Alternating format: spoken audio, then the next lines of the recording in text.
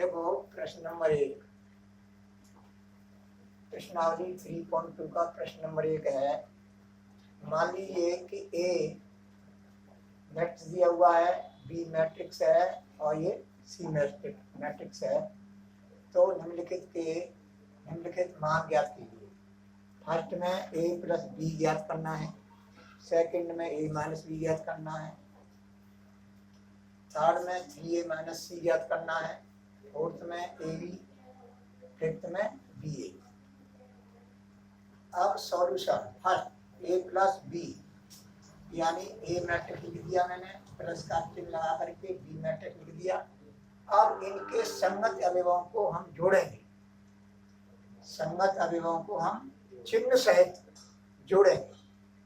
जैसे ये धन का है तो धन के 2, ये धन का 1 है तो धन का 1, 4, ये 4 है धन का और ये भी धन का, तो 4 धन 3, 3 धन के हैं और ऋण के 2 है, तो 3 ऋण 2।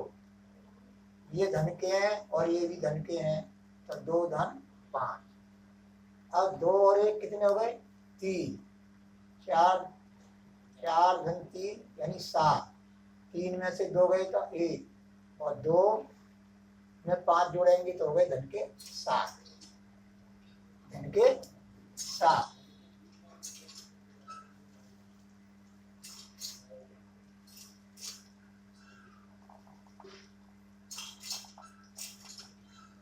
धन के 7।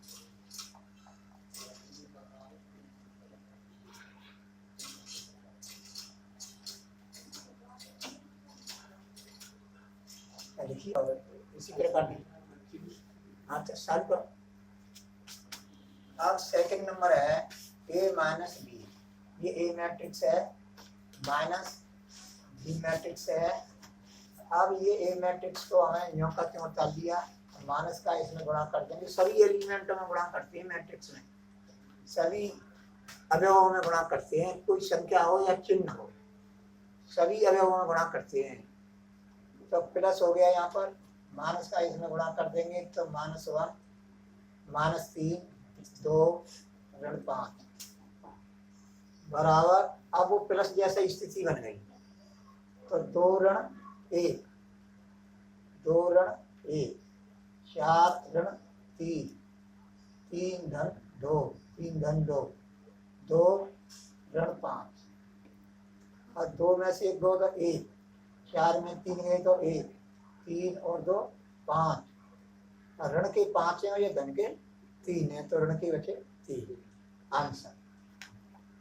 अब थर्ड खंड 3a माइनस सी, ये 3 है, ये ए मैट्रिक्स है माइनस ये सी मैट्रिक्स है।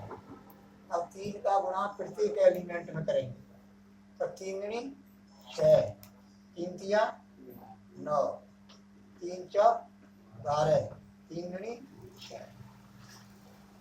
माइनस का हम इसमें गुणा कर देंगे सभी अवयवों में, तो इस जगह पे क्या हो जाएगा प्लस। माइनस का गुणा करेंगे तो धन के 2, माइनस का 5, माइनस का गुणा 3 में करेंगे तो माइनस के 3 और माइनस के 4। फिर ये जोड़ जैसी स्थिति बन गई। अब यह 6 ऋण 6 धन 2, 6 धन 2,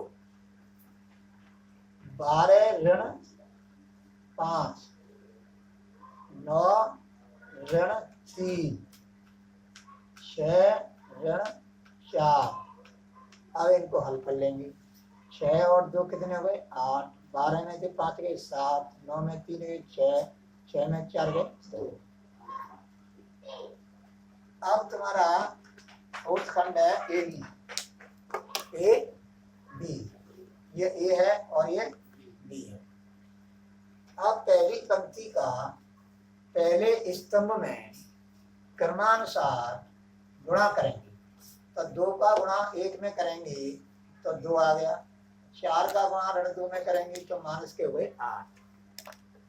फिर पहली पंक्ति का दूसरे स्तंभ में गुणा करेंगे, 2 का गुणा हम 3 में करेंगे तो 6, 4 का गुणा 5 में करेंगे तो धन के 20, इस तरह से हमें पहली पंक्ति प्राप्त हो गई। अब दूसरी पंक्ति का पहले स्तंभ में गुणा करेंगे, 3 एकम 3, 2 का गुणा ऋण 2 में करेंगे ऋण 4। अब ये जो है फिर इसका दूसरे स्तंभ में गुणा करेंगे, 3 का गुणा 3 में करेंगे 9, 2 का गुणा 5 में करेंगे धन के 10।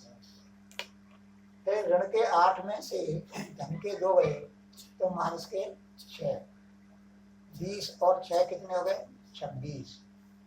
ऋण 4 में से 3 गए तो ऋण का 1 और 10 और 9 जोड़ेंगे तो कितने हो जाएंगे 19।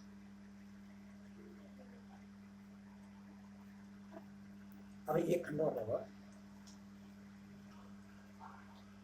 अब 5वां खंड है बी ए, बी ये है और ए ये है। अब पहली पंक्ति का पहले स्तंभ में क्रमानुसार गुणा करेंगे तो ये प्राप्त हो जाएगा। पहली पंक्ति का दूसरे स्तंभ में गुणा करेंगे तो ये प्राप्त हो जाएगा। अब दूसरी पंक्ति का पहले स्तंभ में गुणा करेंगे तो ये हो जाएगा। क्रमानुसार गुणा करना है। पहले दूसरी पंक्ति का दूसरे स्तंभ में गुणा करेंगे तो ये प्राप्त हो जाएगा, बराबर इसको हल करेंगे तो ये प्राप्त हो जाएगा। ये आंसर।